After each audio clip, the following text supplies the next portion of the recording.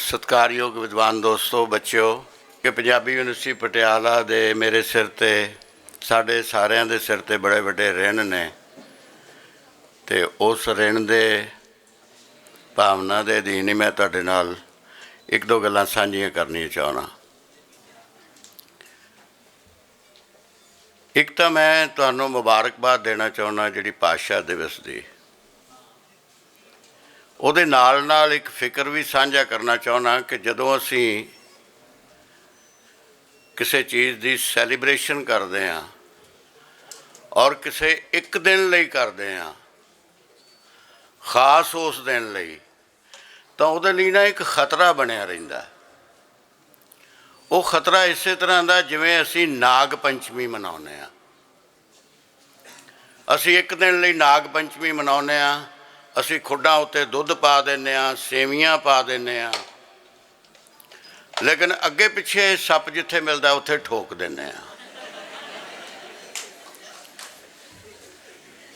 किरपा करके जदों असी इस तरह की भाषा दिवस मनाउने तो उहदे लई एक जिहड़ी शरधा तो उत्ते उठ के उहनूं जीवन का हिस्सा भी बनाउणा चाहीदा। भाषा दिवस हर रोज़ क्यों ना होवे, हर वक्त हर पल क्यों ना होवे। भाषा दिवस बारे तुसी सुखिंदर होरां दा जिहड़ा गीत सुनिया, लंबी होरां दे जिहड़े सुने ने, जिहड़े भाषण सुने ने, इहदे विच तुसी देख सकदे हो कि भाषा दा किन्ना क गौरव है। पंजाबी यूनिवर्सिटी पटियाला के हवाले नाल सिर्फ एक गल करनी बनती है कि जदों 47 तो पहला दा जिहड़ा भी साडा साहित्य लिखिया जांदा सी, उहदी जिहड़ी केंद्री बोली सी वो सारी माझे की बोली सी, लाहौर उहदा केंद्र सी। पर मालवे की मिट्टी नूं गुरु गोबिंद सिंह ने इत्थे कलमां फड़ फड़ के तुहानूं सिखना, बोली सिखण वास्ते उत्तेजित किया, वरदान दिता। अज मालवे की इस जरखेज मिट्टी दे विच जिन्ना इन्ना क तुसीं बल देख सकते हो कि जिन्ना भी साहित्य लिखिया जा रहा है उस सारे की जिहड़ी आंचलिक टिंज है, जिहड़ी उहदी आंचलिक भाषा है, जिहड़ी वो सारे मालवे की जरखेज मिट्टी बनी हुई है। इस मालवे की जरखेज मिट्टी दे विचों ये पंजाबी यूनिवर्सिटी बनी है, उहदे लई बनी है। इस करके इस जरखेज मिट्टी लिए एक बारी जरूर ताड़ियां मारो। दोस्तों, यूनिवर्सिटियां विश्वविद्यालय इमारतां दा नाम नहीं हुंदे। कौन लोग ने जिहड़े टीचर ने, तुहाडे गुरुजन कौन लोग ने, किहड़े किहड़े किस किस चोटी दे इत्थे लोग इस धरती दे उत्ते इस चार दुआरी दे विच पैदा होए ने, जिहड़े ज्ञान वंडदे रहे ने। तुसीं किते फैकल्टी दे नाम पढ़ के देखो, सिर झुकदा उन्हां अगे। डॉक्टर गंडा सिंह का नाम लिया सी उन्होंने, डॉक्टर अतर सिंह इत्थे रहे ने, गुलवंत सिंह इत्थे रहे ने, किहदा किहदा नाम लईए, किस किस चोटी दे टीचर इत्थे रहे ने और किस किस चोटी दे टीचर इत्थे हन। असल विच असीं असल विच ना गुरुआं दा सत्कार करना ही भुल गए। इस करके सानू लगदा है कि पहले समय चंगे सन, हुण शायद उस तरह दे नहीं हैगे। असल विच सानू अपना ना नज़रिया बदलण दी लोड़ है। मैनू नहीं पता, असीं कदे सुणदे हुंदे सी कि कोई इस तरह का एक जगह है जिथे कां जांदा है ते हंस बन के आ जांदा है।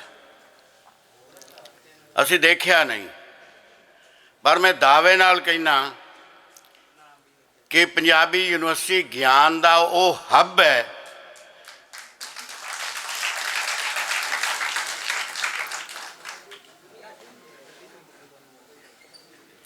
जिथे बंदा कुछ आउंदा हो रहा है, लेकिन जदों इत्थों उड़ान भरदा है ना, फ्लाइट लैंदा है, वो किस आसमान का वजरी बनदा तुसीं सोच नहीं सकते।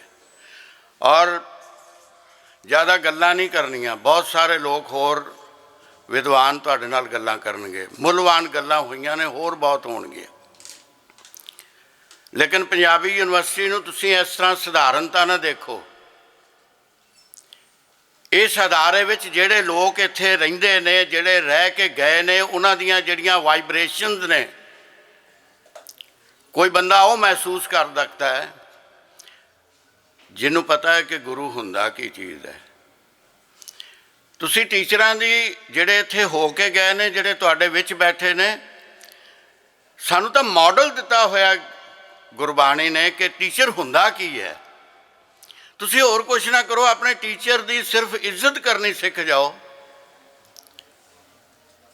साडे कोल ना एक मिथ है कि जे एक कलव्या एक आदमी की तस्वीर बना के, मिट्टी का पुतला बना के उहदे गुण अपने विच संचार कर सकदा। साडे ते सामने टीचर तुरे फिरदे ने और इन्हां दा तुसीं किते ऋण नहीं ला सकदे। यूनिवर्सिटी का तो बिल्कुल ही नहीं ला सकते।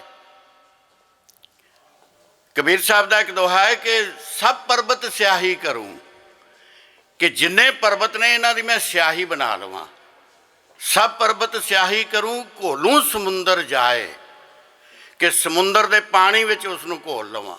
तुसीं स्याही की मिकदार देखो। धरती का कागज करूँ, गुरु गुण लिखा ना जाए। ये यूनिवर्सिटी तुहाडी गुरु है। इस चार द्वारी विच साह लेना ये कोई छोटी जी गल नहीं। लखां लोग उस हाईवे तो लंघ रहे हैं। किन्ने क लोग ने जिहड़े अंदर आए ने, जिहड़े अंदर आए ने, वो किन्ने क लोग ने जिहड़े सचमुच गुरुआं दी दीख्या लैके जाणगे। यूनिवर्सिटी कोल देण लई बहुत कुछ है, झोलियां फैला के रखो।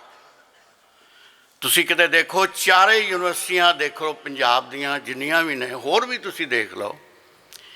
जिवें इत्थे गल करके गए ने सतनाम संधू जी,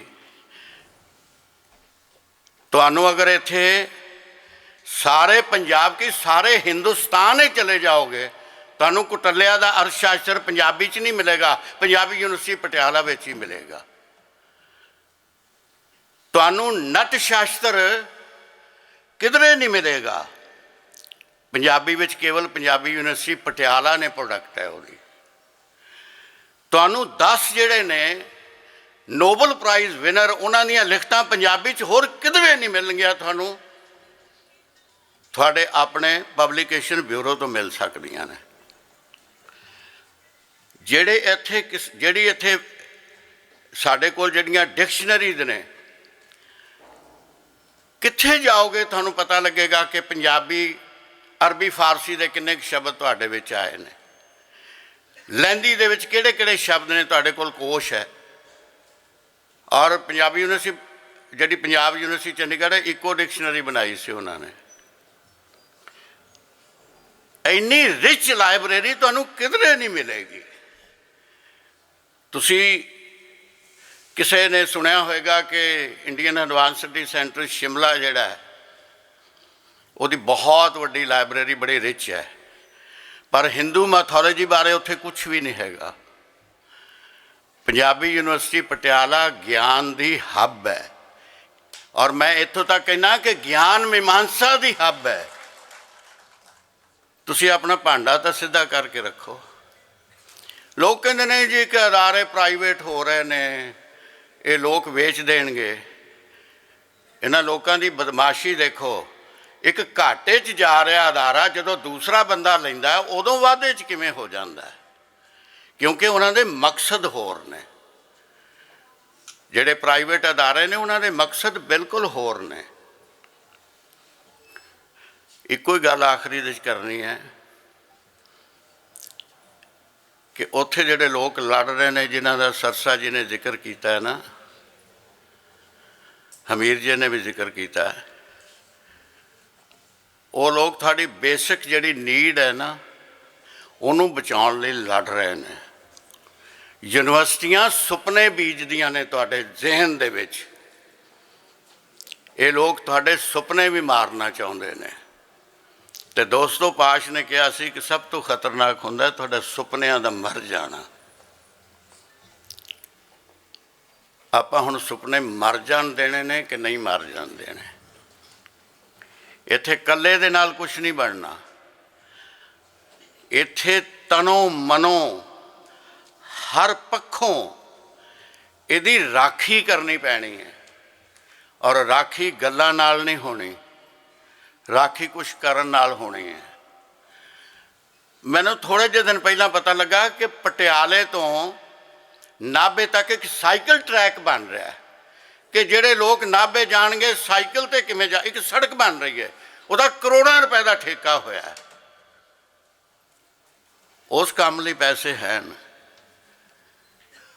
ਪਰ ਤੁਹਾਡੇ ਤੁਸੀਂ ਸੁਪਨੇ ਲੈ ਸਕੋ, ਆਪਣੀ ਜ਼ੁਬਾਨ ਦੇ ਵਿੱਚ ਸੋਚ ਸਕੋ, ਉਹਦੇ ਲਈ ਪੈਸੇ ਨਹੀਂ ਹੈਗੇ। ਅਸਲ ਵਿੱਚ ਨੀਅਤ 'ਚ ਖੋਟ ਹੈ ਦੋਸਤੋ। ਇਸ ਨੀਅਤ ਨੂੰ ਅਸੀਂ ਭੰਡਦੇ ਹਾਂ, ਇਸ ਨੀਅਤ ਦੇ ਬਿਲਕੁਲ ਵਿਰੋਧ ਵਿੱਚ ਹਾਂ।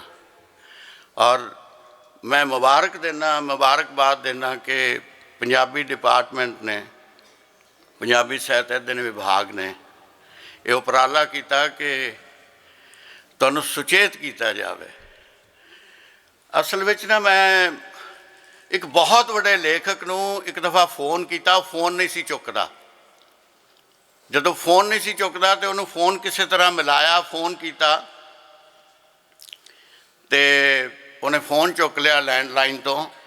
मैं उन्होंने कहा कि सर मैं आपका नावल पढ़ा है, नामवर सिंह का भरा सी काशीनाथ सिंह, वह नावल पढ़िया। उन्होंने नावल जिसले गलबात हुई तो मैंने कहा जी कि आम आदमी कहते हैं कि नावल मैंने फला पढ़ा आपका, मैं चैन की नींद नहीं सो सका।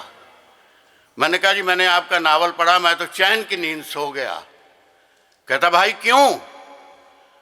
तो मैंने कहा इसलिए सो गया कि मेरा लेखक जाग रहा है।